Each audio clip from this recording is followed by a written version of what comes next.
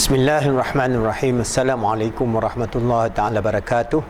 Alhamdulillah Rabbil Alamin. Wassalatu wassalamu ala asyrafil anbiya wal mursalin wa ala alihi wa sahbihi ajma'in. Alhamdulillah, we are still discussing on chapter 4 of our book, Holistic Human Behavior and the Laws of Learning, and how conditioning affects our worldview and how we can transform this world to a better world through our understanding of the laws of learning and applying positive reinforcement. So this chapter, the subtopic that we are discussing is understanding the concept of fairness, honesty and truth. So again, this is chapter 4 of our book, and I'll give you some idea. This is higher philosophical thinking that we have to embrace, because Islam is a deen of knowledge, a deen of justice, a deen of fairness, honesty and truth. So how are we going to manifest it in the 21st century and beyond?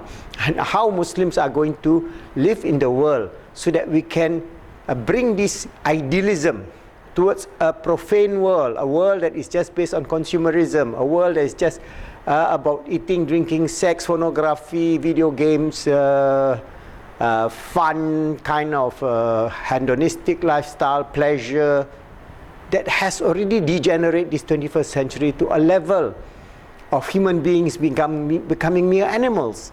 If we are living in this world based on consumption, we are no more like a fat series of cows. You go to the dairy farms, you can see that these fat cows are being used to produce milk.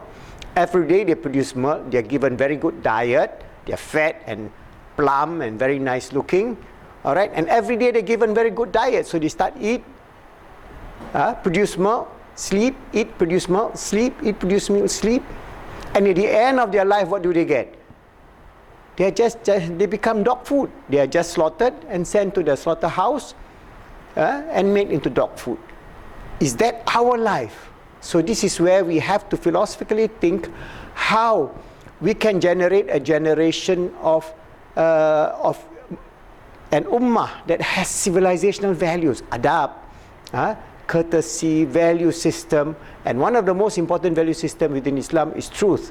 And concept of fairness, honesty and truth is very important. So I'm going to give you an overview of our chapter 4, how conditioning and the laws of learning affect our idea.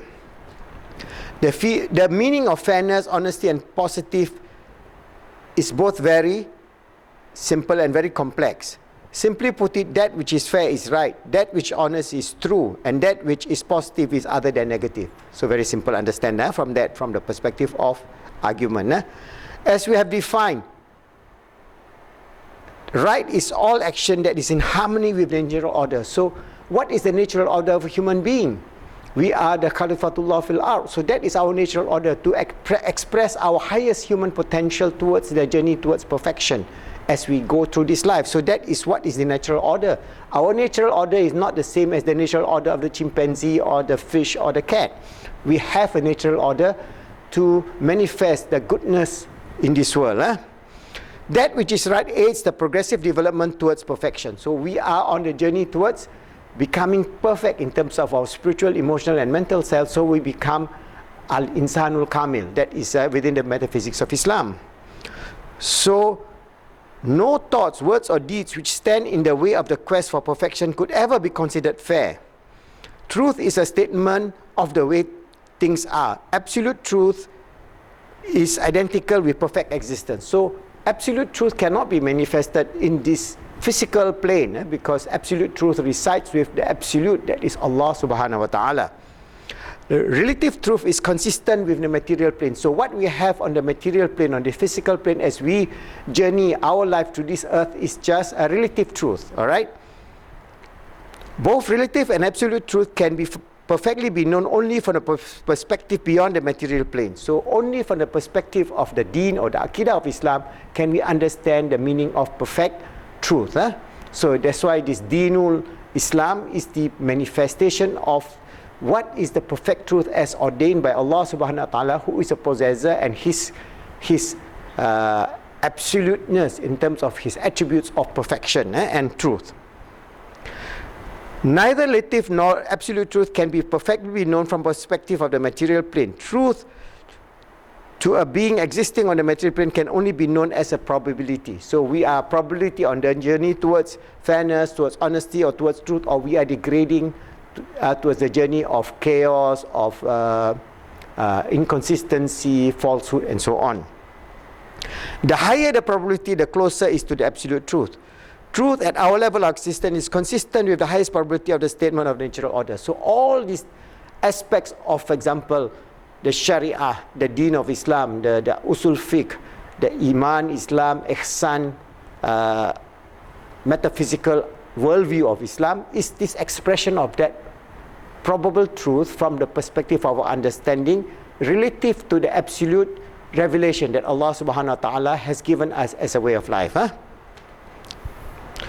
So the meaning of positive comes from the laws of learning. All forms of negative control are harmful. We saw that negative reinforcement, presentation reinforcement, and withdrawal punishment are forms of negative control. Positive reinforcement remain the most legitimate form of influence. However, this does not mean that anything which is fair, honest, and positive is harmful. Rather, we should be free to think, speak, and act in any way that is fair, honest, and positive. So we Muslims must develop a societal worldview, because unfortunately this whole idealism or the view of the civilizational Islam has been lost by the despotic means in the 20th century, because of the oppression that is imposed upon by the colonial masters to the lands of Islam. We have lost this beautiful idealism of freedom, of truth, of honesty, and of positivity. So we are ruled by despots, all right? And the geopolitics of the dunya is such that these despots are fed by the geopolitics of oppression, of subjugation, of exploitation. So we have to face that reality. That's why all this topsy-turvy, all this extremism that we see in Daesh, IS, Boko Haram are manifestation of the despotic suffering of the people by the despots. And because of that, this is a reflection of violence, which is not the worldview of Islam. So that's why we have to have a beautiful understanding of the nature of what we need to bring about of a beautiful civilizational Islam based on the concept of fairness, honesty, and truth.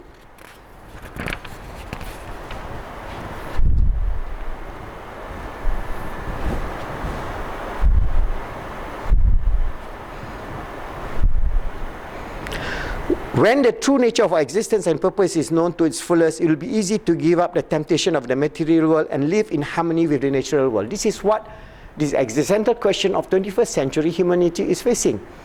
We are being fed with the extremities of the worldly hedonistic pleasure without understanding the reality of the natural order, of the higher order of human being as being the vicegerent of God on Allah, the custodian of this world.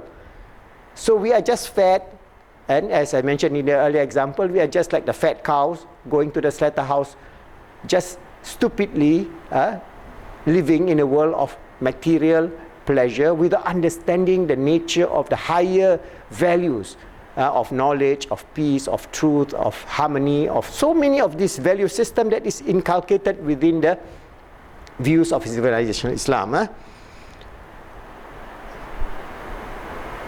When the true nature of our existence and purpose is known in its fullest, it will be easy for us to give up the temptation of the material world and live in harmony with the natural order. When that truth has not been experienced, I can understand how what is asked may seem to be insurmountable burden. So this is where the Muslims today have to face this real challenge. Are we going to be just mere consumers?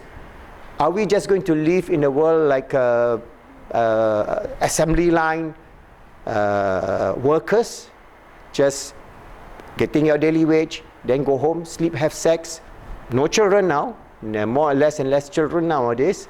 So we are just degrading our dignity. So Islam offers this opportunity for Muslims first, because we believe in this deen. We believe in the beauty of this Deenul Islam. We believe in the higher order of human existence on this earth. We are living on this earth to create a better world, to make a better world of peace, of harmony, of truth, of justice, of honesty for all human beings. And because of that, it is our role to be a sincere servant of Allah, understanding this nature of our existence as a test on this earth, perfecting ourselves along the way, and inshallah we can spread about this beautiful meaning of this deen of Islam to all Muslims, to have a higher order of thinking, to be civilizational, to be those who can carry this truth of being the Caliph of Allah, always striving to make ourselves good, helping others to be good, and making the world good, inshallah.